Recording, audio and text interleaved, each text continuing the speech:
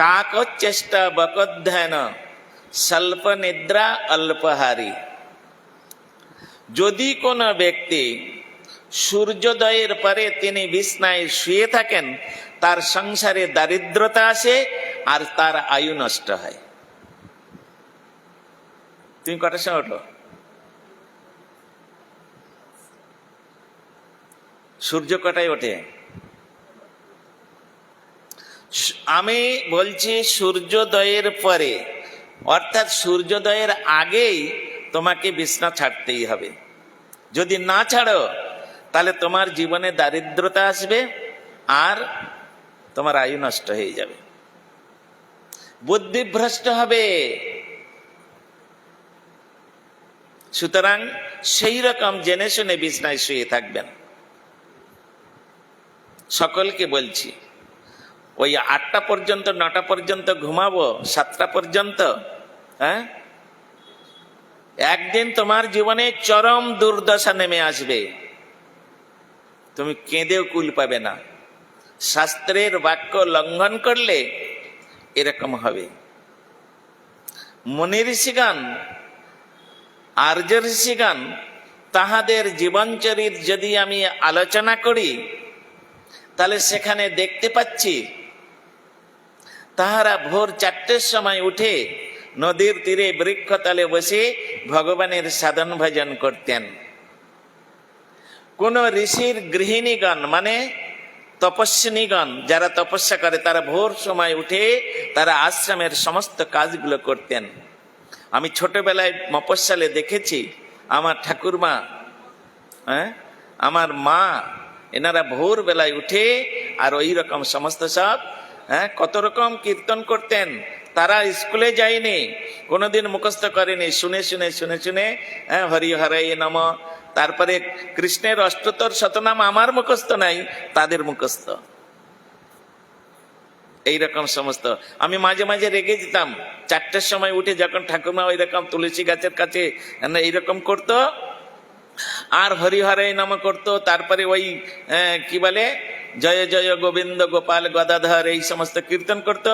আমি বলি, এই বুড়ি, আরে একটু ঘুমাতে দিবি না? সবে মাত্র 4টে বাজে, আস্তে আস্তে কর না। এরকম বলতাম। তা সুতরাং পরে যখন স্কুলে যেতে আরম্ভ করলাম, আর স্কুলে গিয়ে যখন এই সমস্ত গুলো আমি শিখতে আরম্ভ করলাম, পরবর্তীকালে মঠে এসে গুরু বৈষ্ণবের কৃপায় শাস্ত্র অধ্যয়ন করে যেগুলো জানতে পারলাম, তার দ্বারাই জানলাম ও আগেকার মানুষ কেন এতদিন বেঁচে থাকতো। আপনারা জানেন আমার মার 93 বছর বয়স, এখনো নিজে হাতে রান্না করে খায়।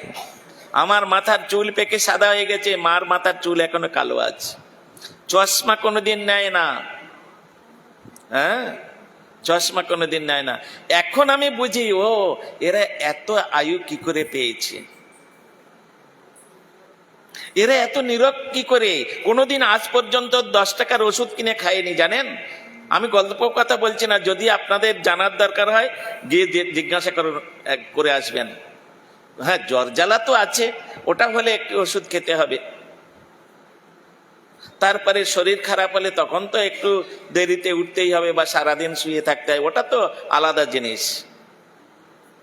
এই সমস্ত দ্বারাই আমি বুঝতে পেরেছি যে এরা এতদিন বেঁচে থাকে কি করে আর এতদিন নিরোগ হয়ে থাকে কি করে। এটাই তার প্রমাণ যে ভোরবেলায় 4টের সময় ওঠার যে কি, ওই সময় ভোরের হাওয়াটা গায়ে লাগালে না মা, ওই সময় গায়ের থেকে সমস্ত অশুভ শক্তিগুলো চলে যায়, অশুভ শক্তি চলে যায়। এই সমস্ত বিচারগুলো আছে। তা ভোরবেলায় মঙ্গল আরতির সময় প্রসাদ নিয়ে মহাপ্রভু আসছেন, আর এদিকে সার্বভৌম ভট্টাচার্য ওই দুর্গা মণ্ডপে তিনি কি করতেন, শুয়েছিলেন। তা তখন তো 4টে বাজে, সূর্য ওঠার অনেক দেরি আছে। 4টে মঙ্গল আরতি দর্শন করে হয় 4:30 হবে, এসে আর দরজায় ঠাকঠাক করছে, সার্বভৌম, আরে ও সার্বভৌম, আরে ওঠো ওঠো। সার্বভৌম তো শুয়েছিলেন দুর্গা মণ্ডপে, আর খালি গা, শুধু এই পর্যন্ত একটা ছোট্ট কাপড়, আর বলে গলাটা শুনতে পেয়েছে, বলে এ তো মহাপ্রভুর গলা। হ্যাঁ, প্রভু এত ভোরে আমার কাছে এসেছে। এই বলে তাড়াতাড়ি করে উঠে চোখ কসলাতে কসলাতে, হাত ধোয়া নেই, মুখ ধোয়া নেই, কিছু নেই, ওই ছোট কাপড় পরে তাড়াতাড়ি করে গিয়ে দরজাটা খুলে দিয়েছে। আর খুলে দেখে সামনে মহাপ্রভু তিনি দাঁড়িয়ে আছেন, এক দৃষ্টে তাকিয়ে আছে। সারু তাকিয়ে আছে কেন? আরে আজকের মঙ্গলারতিতে গিয়েছিলাম, এই দেখো প্রসাদ দিয়েছে, পূজারী প্রসাদ দিয়েছে, নাও নাও, আমি একটু খেয়েছি, তুমি একটু খাও, হ্যাঁ একটু খাও। এই বলে মহাপ্রভু সঙ্গে সঙ্গে কি করলেন, দিয়ে দিলেন তার হাতে। আর তিনি হচ্ছেন হাতে পেয়ে সঙ্গে সঙ্গে মুখের মধ্যে দিয়ে দিলেন, মুখের মধ্যে দিয়ে দিলেন। দেওয়ার পরে তখন মহাপ্রভু বলছেন, কি হলো এটা?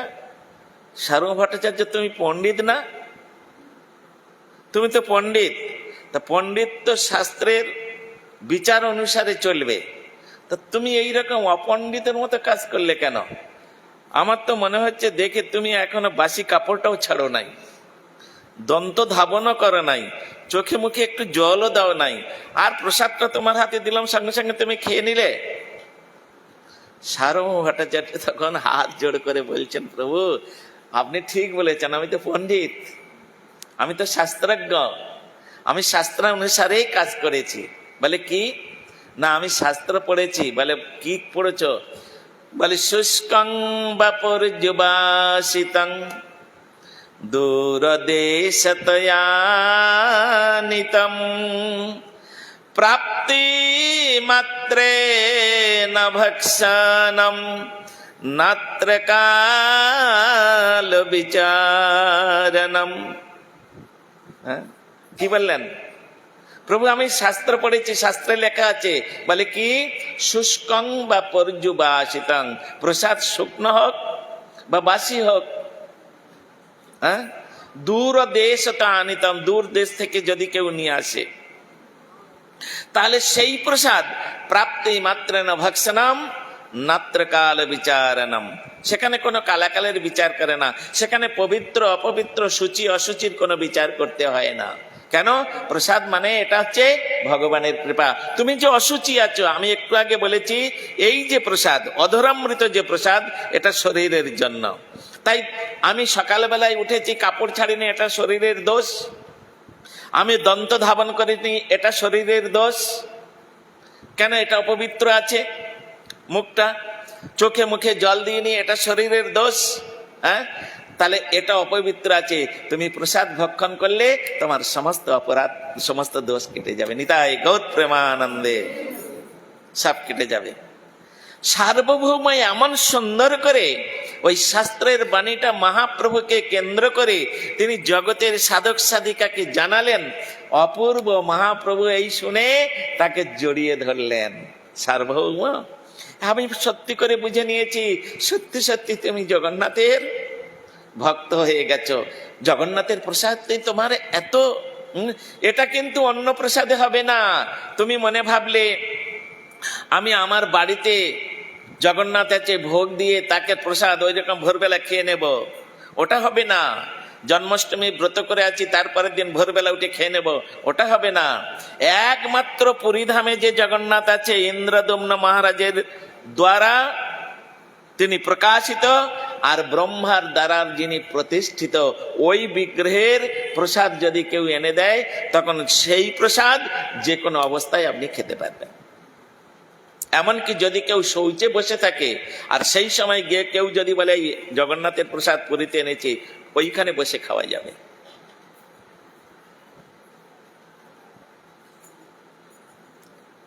বুঝলেন তো?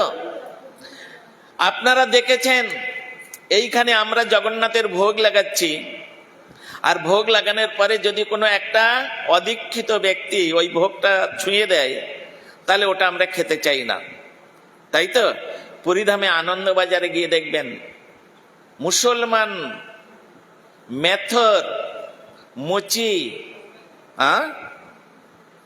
এরকম সমস্ত ব্রাহ্মণ বৈষ্ণব সব একটা পাত্র থেকে নিয়ে খাচ্ছে আবার রেখে দিচ্ছে, খাচ্ছে আবার রেখে দিচ্ছে। ওটা অপবিত্র হয় না? ওটা পবিত্রময় বস্তু, ওটা স্পর্শ করলে তুমি পবিত্র হয়ে যাবে, তোমার খেতে হবে না। জগন্নাথের ওই প্রসাদটা তোমাকে খেতে হবে না, ওই হাঁড়িটা স্পর্শ করলে, যেটার মধ্যে ঠাকুরের ভোগ হয়েছে, জগন্নাথ যে হাঁড়িতে সেবা করেছে, যে হাঁড়িটা নিয়ে পশারিগণ বসে আছে, ওটা জগন্নাথের প্রসাদ, ওটা মহাপ্রসাদ, ওটা মহাপ্রসাদ, সবটাই প্রত্যেকটাই পজিটিভ ওর মধ্যে বর্তমান। ওটাই যদি তুমি স্পর্শ করো তাহলে তোমার লাইফ পবিত্র হয়ে যাবে, জীবন পবিত্র হয়ে যাবে। ওখানে যদি কোনো সাধক সাধিকা গিয়ে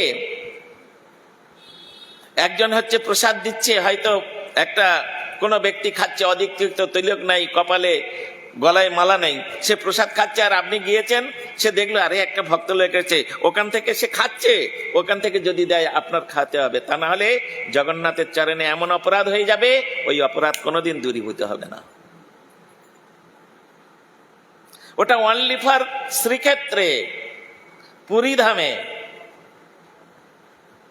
এই বিচারগুলো আছে। তা মহাপ্রভু তিনি তাকে পরীক্ষা করার জন্য যখন প্রসাদটা দিলেন, আর প্রাপ্তি মাত্রে না ভক্ষণাম নাত্র কাল বিচারণম, তিনি বিচার করলেন না, কোনো কালাকালের বিচার করলেন না, সূচি অসুচির বিচার করলেন না, কারণ তিনি তো পণ্ডিত, তিনি শাস্ত্রজ্ঞ। সঙ্গে সঙ্গে খেয়ে নিলেন। আজ মহাপ্রভু তখন বললেন, সার্বভৌম, আমি একদম দৃঢ় রূপে জানতে পারলাম জগন্নাথ তোমার প্রতি প্রচুর কৃপা করেছে, আমিও তোমার প্রতি প্রসন্ন। হ্যাঁ, আজ যদি তুমি প্রসাদটা গ্রহণ করতে না সঙ্গে সঙ্গে, যে প্রভু আমি এখন মুখ ধুই নাই, এখন আমি কাপড় ছাড়ি নাই, এটা করি নাই, ওটা করি নাই, তাহলে তোমার অপরাধ হয়ে যেত জগন্নাথের চরণে। হ্যাঁ, আজকে জগন্নাথ বড় কৃপাময়, তিনি জগতের নাথ, তিনি সকলের নাথ, তাই তোমার প্রতি এমন করুণা করেছো, তার চরণে যেন কোনো প্রকার অপরাধ হয় না, সেই সুবুদ্ধিটা তোমার মধ্যে জগন্নাথ দিয়ে দিয়েছে। কেন দিয়েছে? তুমি নিশ্চয়ই জগন্নাথের খুব নিষ্ঠার সহিত সেবা করেছো। এই সমস্ত এখানে আছে। সুবর্ণ থালাতে অন্ন উত্তম ব্যঞ্জন, ভক্তগণ সঙ্গে প্রভু করেন ভোজন, সার্বভৌম পরিবেশন করেন আপনে, প্রভু কহে মোরে দেহ লাফড়া ব্যঞ্জনে। মহাপ্রভু এমনি রঘুনাথ গোস্বামীর দ্বারাই আমাদের মতো সাধক সাধিকাকে জানিয়েছে, ভালো না খাইবে আর ভালো না পরিবে, অমানি মানদ হইয়া কৃষ্ণ নাম সদা লবে। হ্যাঁ, ভালো ভালো রসগোল্লা, কচুরি, মালপোয়া, ওগুলো আমাকে দাও। হ্যাঁ, আর ওগুলো না দিলে যাদের মনে মনে ক্রোধ প্রকাশ করুক আর নাই করুক, মনে মনে ক্রোধ করে, তারা হচ্ছে প্রসাদের চরণে অপরাধী। লাইনে একসঙ্গে বসেছে, হয়তো একজনের পথে একটা বস্তু পড়লো না, হয়তো এক পিস ছানা পড়েছে, 2 পিস পড়েনি, হ্যাঁ 3 পিস পড়ে না, আর পাশে যে বসেছে তার 4-5 পিস পড়েছে। তখন দেখছো এই মুরারি প্রভুটা কিরকম, হ্যাঁ, এক চোখ, আমাকে একটা দিল আর ওকে 5টা দিল।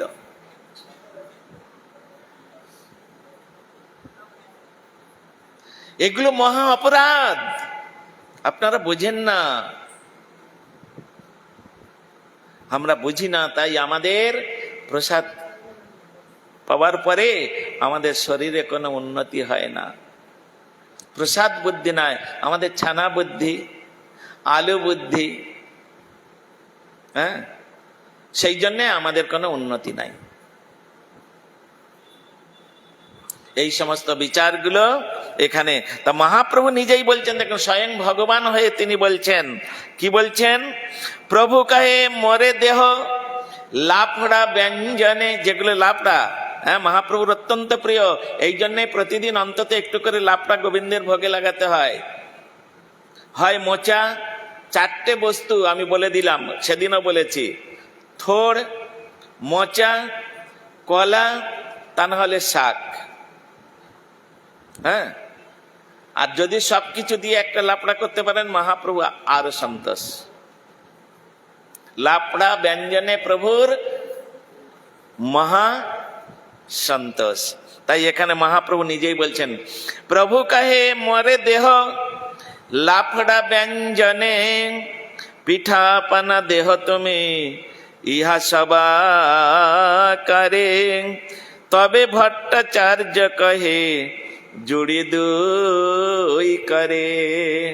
হ্যাঁ, মহাপ্রভু বলছেন আমাকে লাপড়া বাণিজ্য দাও, আর এই নিত্যানন্দ টন্দ এই যে হরিদাস ঠাকুর সব এসেছে এদেরকে পিঠা পানা যা আছে সব মিষ্টি টিষ্টি দাও। তখন সার্বভৌম ভট্টাচার্য হাত জোড় করে বলছেন, প্রভু আমি আপনাকে খেতে বলছি না, কিন্তু এই বস্তুগুলো জগন্নাথ কেমন আস্বাদন করেছেন আপনি একটু দেখুন, আপনি একটু টেস্ট করে দেখুন জগন্নাথ দেব কেমন আস্বাদন করেছেন। হ্যাঁ, যেমন আমাদের মিনাদি, হ্যাঁ, যে জিনিসটা আমি নেব না একটু দিই, আরে দেখুন কেমন হয়েছে, নুন হয়েছে না ঝাল হয়েছে। হ্যাঁ, জোর করে। মহাপ্রভুর কথা আলাদা, তিনি হচ্ছেন স্বয়ং ভগবান, হ্যাঁ, তার ব্যাপার আলাদা। কিন্তু আমরা তো পাপী, সর্বদাই পাপ কার্যে লিপ্ত হয়ে আছি। আমরা ভোগী, শুধু পাপী নয়। হ্যাঁ, আমরা ভোগী পাপী। তাই ওই পাপটাকে কিঞ্চিত দূরীভূত করার জন্য, ভোগটাকে নিবারণ করার জন্য যত ভালো বস্তুগুলো পরিত্যাগ করা যাবে, তত যে সাধক সাধিকা পরিত্যাগ করতে পারবে তার জন্য ততই মঙ্গল। তার জন্য ততই মঙ্গল। এগুলো আমরা গুরু মহারাজের কাছ থেকে শিখেছি। এই জন্য মহাপ্রভু রঘুনাথ গোস্বামীকে বললেন, ভালো না খাইবে আর ভালো না পরিবে, অমানি মানদ হইয়া কৃষ্ণ নাম সদা লবে। আবার মহাপ্রভুই বলছেন, কৃষ্ণদাস কবিরাজ গোস্বামী প্রভু লিখছেন চৈতন্য চরিতামৃতের মধ্যে, জীবের লালসা যেই ইতি ধায়, শিষ্ণদর পরায়ণ কৃষ্ণ নাহি পায়। জীবের লালসের জন্য যে সব বাড়িতে বাড়িতে আমরা ভালো খাবার জন্য ঘুরে বেড়াই, মহাপ্রভু একদম কড়া ভাবে, রঘুনাথ গোস্বামী তুমি জমিদারের ছেলে, ভালো মন্দ খাওয়ার তোমার খুব অভ্যাস আছে, কিন্তু তুমি যদি আমার সান্নিধ্য লাভ করতে চাও, তুমি যদি নিত্যানন্দ প্রভুর কৃপা লাভ করতে চাও, তাহলে আমার দুটো উপদেশ তোমাকে আমি দিয়ে রাখছি, এই দুটো উপদেশ তুমি পালন করবে। কি না, ভালো না খাইবে আর ভালো না পইরবে, অমানি মানদ হইয়া কৃষ্ণ নাম সদা লবে। এর ব্যাখ্যা দিতে গেলে আরো 1 ঘন্টা সময় লাগবে, ঘড়ির কাঁটা তো ওভার হয়ে গেছে। সুতরাং আমি আপনাদের কষ্ট দিব না, আপনাদের অমূল্য সময় আমি নষ্ট করব না। আমার 6টা পর্যন্ত ডিউটি, আমি সেই ডিউটি পালন করলাম। এবারে আপনারা কি করবেন সেটা আপনাদের ব্যাপার। আমি এইখানে সেই সার্বভৌম ভট্টাচার্যের মহাপ্রসাদের প্রতি যে তার বিশ্বাস, তার যে শ্রদ্ধা ভক্তি, সেই ভক্তি সার্বভৌম ভট্টাচার্য তিনি দেখিয়েছেন। মহাপ্রভু তার এই আচরণে অত্যন্ত প্রসন্ন, তাকে একদম দুহাত তুলে আশীর্বাদ করলেন, সার্বভৌম তোমার কল্যাণ হোক, তোমার মঙ্গল হোক, তুমি জগন্নাথের এইরকম একনিষ্ঠ সেবক আমার জানা ছিল না। হ্যাঁ, এই বলে তিনি তখন মহাপ্রভু কি করলেন, বলছেন নাও এখন তুমি গিয়ে তোমার নিত্য কীর্ত যেগুলো আছে সেগুলো সারো, নিত্য কর্মগুলো সারো, আমি এখন আমার কাজে যাই। এই বলে মহাপ্রভু তিনি চলে গেলেন। আর সার্বভৌম তিনি ভিতরে গিয়ে আর মনের আনন্দে আজকে তিনি চিন্তা করছেন, ওহো আজকের আমার কি সৌভাগ্য যে আমি আজকের ঘুম থেকে উঠে আমি মহাপ্রভুর দর্শন পেয়েছি। হ্যাঁ, এই জন্য আমি আমার গুরু ভাই ভগ্নীদের, আমার স্নেহময়ী দিদিদের, মায়েদের বলি, ঠাকুর ঘরে দরজা বন্ধ থাকে, তাই নিজের ঘরে একটা নৃসিংহদেবের ফটো, একটা গুরুদেবের ফটো, একটা বিনোদ বিহারীর ফটো রেখে দেবেন। আর কোনো ওই ঘরে কোনো ঠাকুর, কোনো বিগ্রহ থাকবে না, কোনো দেব দেবতা কিছুই থাকবে না, নিজেদের থাকবে না। শোয়ার সময় ওনাকে একটু দর্শন করে বিছনায় শুয়ে পড়বেন, ঠাকুরের কাছে প্রার্থনা করবেন, ঠাকুর সকালে উঠে যেন এই মুখটা আবার আমি দেখতে পাই। হ্যাঁ, ওই যে ঠাকুরের কাছে প্রার্থনা করে, ঠাকুরের মূর্তি দর্শন করে শুলেন, গুরুদেবের মূর্তি, রাত্রে কুস্বপ্ন দর্শন হবে না, ঠাকুরের স্বপ্ন দর্শন করবেন। হ্যাঁ, আর আমরা টিভি দেখতে দেখতে রিমোটটা টিপে দিয়ে নানা রকম, হ্যাঁ, মানে কি বলবো, ওগুলো দেখতে আমার ভাষায়ও আসছে না, ওইসব দেখতে দেখতে শয়নকালে আমার রাত্রেবেলা ওইগুলোই স্বপ্ন দেখব। এই জন্যে আবার সঙ্গে সঙ্গে স্বামী স্ত্রী একসঙ্গে শুয়ে আছেন, কিন্তু তথাপিও ঘুম ভাঙলে স্বামীর মুখের দিকে তাকাবেন না, স্বামীও স্ত্রীর মুখের দিকে তাকাবে না, প্রথমে গোবিন্দ দর্শন করবেন, ওই ঠাকুরের বিগ্রহ দর্শন করবেন। ঠাকুর, আজকের তোমার কৃপায় আমার সুখ নিদ্রা হয়েছে, আমার দিনটাও যেন এইরকম সুন্দরভাবে কাটে, তোমার স্মরণ, তোমার স্মরণ নিয়ে যেন এই দিনটা কেটে যায়। এইরকম প্রার্থনা করবেন, দেখবেন জীবনে সুখ শান্তি পাবেন, সংসারে স্ত্রী বৃদ্ধি হবে। আমি বলে গেলাম, আমার এই 50-52 বছর মঠবাসীর অভিজ্ঞতায় আমি আপনাদেরকে বললাম। বাঞ্ছা কল্পতরুভ্যশ্চ কৃপা সিন্ধুভ্যেব চ পতিতানাং পাবনেভ্যো বৈষ্ণবেভ্যো নমো নমঃ।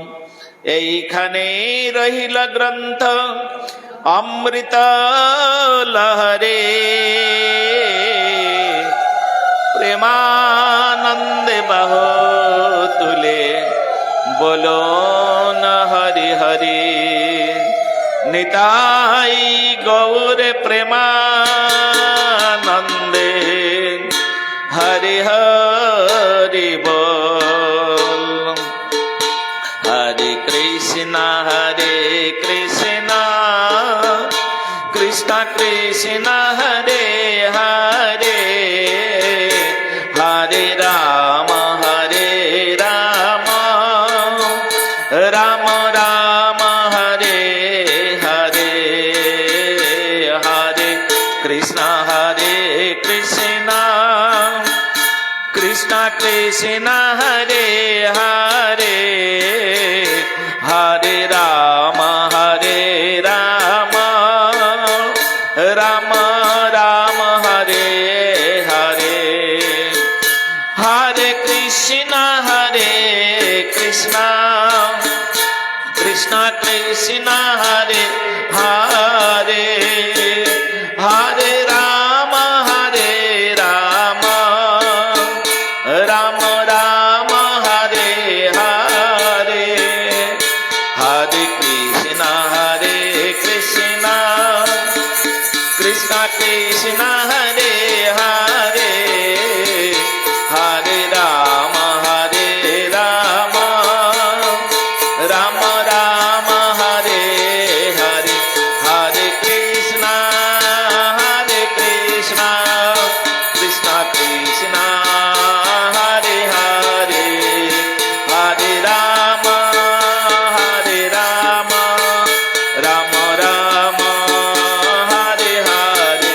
হাত উঠিয়ে বলো, নিতাই গৌর হরে বল, হরি বল, হরি বল, হরি বল, হরি বল, হরি বল, হরি বল, হরি বল, হরি বল, হরি বল, হরি বল, হরি বল।